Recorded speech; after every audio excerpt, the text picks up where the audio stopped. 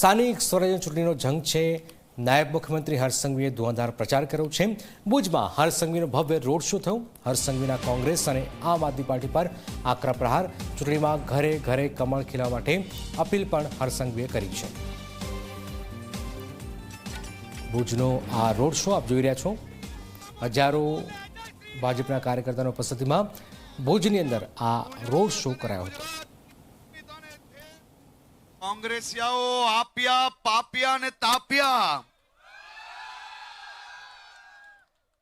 આ બધા ભેગા થઈને બીજા કોઈ બી રાજ્યની ચૂંટણી આવે એટલે ગુજરાતને ગાલો આપવાનું જાણે કે એમની ફેશન પડી ગઈ છે। પણ ગુજરાતના નાગરિકો બી આપણા હિસાબ તો બરાબર કરી જ લે ભાઈ। આખા ગુજરાતમાં 720 થી વધારે બેઠકો પર આ પંજો ઝાડુ બીજા આજુ બાજુ ઉપર નીચે